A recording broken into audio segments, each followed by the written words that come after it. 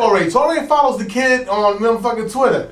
I'm fucking with Torae. Marco Polo too. I saw him, you know what I mean? I'm fucking with y'all.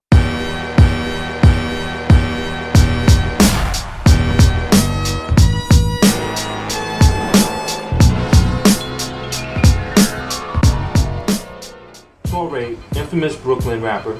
Infamous.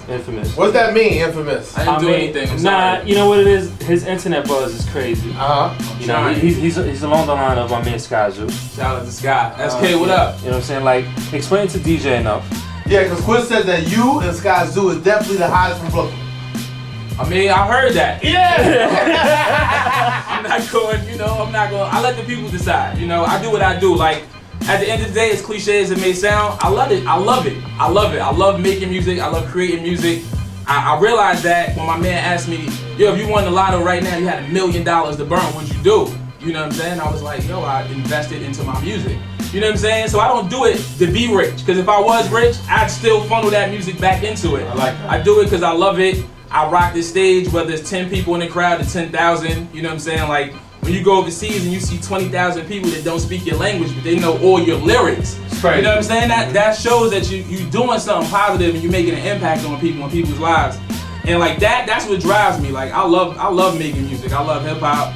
I used to sleep outside the radio station trying to pass demos and pass pieces of vinyl. You know what I'm saying? E, you used to live on Ocean, right? Yeah. My homegirl Elaine know you. She like, yo, I know her friend. I like, word. I was like, you think you good? You know what I'm saying? You remember Elaine, white girl Elaine?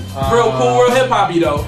Probably, but yeah, but, we ain't gonna get into that. But yeah, you know what I'm saying? Like that's just where, yo, K Slay to Flex to whoever was walking through that building, that door, I ran up there and rhymed in everybody's ear. You know what I'm saying? But like I love it, and now that I'm finally here and living my dream, you know what I'm saying? I left my job 3 years ago.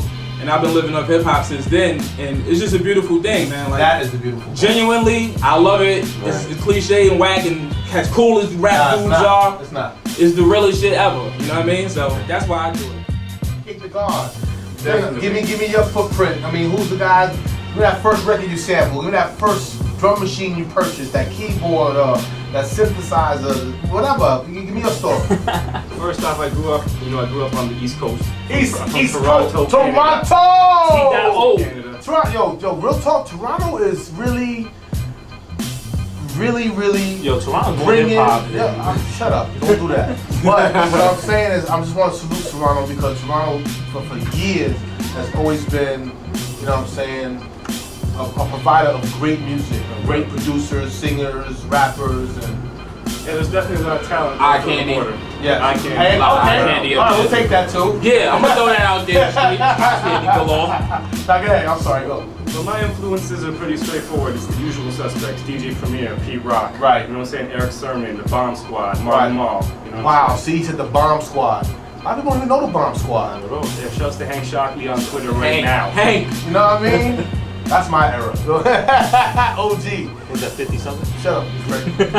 So a lot of those producers got me into looking for records, trying to figure out where they were getting their breaks. And you know, the first sampler that I bought was MPC 2000 XL, and it's the same one I use today. Oh, no bullshit. Yeah, it's the same one. The same one I bought it with my student loan.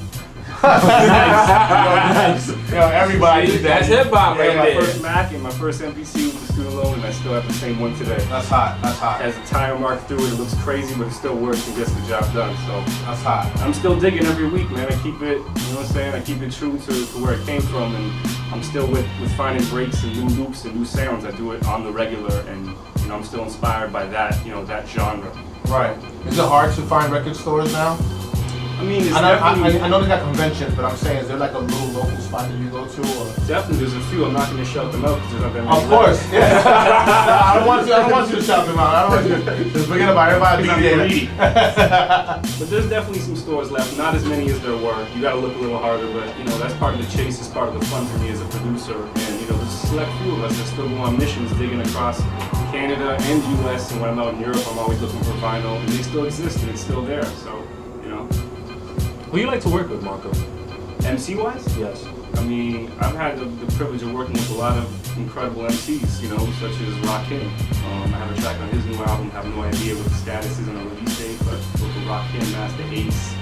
Got to join the Buckshot KRS-One album coming out. Cardinal Fischel. That was a single from my last album on Ruckus. G-Rap. Fuji Rap. OC, NOG, Jojo Pellegrino, Words, you know, I got a whole album with Torae. That's the focus right now, though. That's what I'm most excited about, this album I did with Torae. Because I'm a real fan of one MC, one producer albums, the way it used to be, Gangsta, P-Rock, and CL. Tribe Called Quest, where it was all in-house production. You know what I'm saying? Right. It had a consistent sound. You know what? And I think that's very important. I think that's the difference. Right. That is truly the difference why something sounds, because you know it's like a movie. It's like a movie. You're watching one theme, one storyline, and as opposed to getting a whole bunch of different stories from everybody else. Right. And it's like one big compilation. Yeah, Illmatic was an enigma that happened once, and people have been chasing that theory or that formula forever. Right. You know what I'm saying? It's possible, but that was like the only exception where you had a bunch of producers where it came together to sound classic. You know, Right. in my opinion, you know. But I'm definitely a fan of that, you know, the consistent sound in the album, and that's what me and Tor did on this record. So, Good job.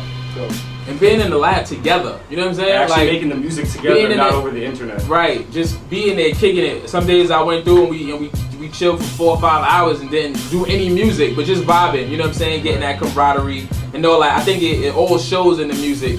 And when you listen to the album top to bottom, I think you feel like cohesiveness in it. You know what I'm saying? Like genuinely, we homies. You know what I'm saying? And you can hear that. I think it just makes better music. So are you guys officially a group now? Officially a duo, or whatever you want to call it? I mean, you're doing it like P-Rock and Still Smooth. Right. So no, I don't want to say that because all those guys always break up. Got it. Shout out to the homie Pete Rock. You gotta do that once in a while. I know sometimes it's important to see where we come from. No doubt. You know what I'm saying? Like on my Twitter picture, dudes was bugging because it's like they see the fan on top of the amp, and they see the milk crates, and they see the whatever, and people like, yo, damn. Sometimes they gotta see that. Like, I ain't become popular overnight. It's a long haul. You know what I'm saying? So, you know, it's important.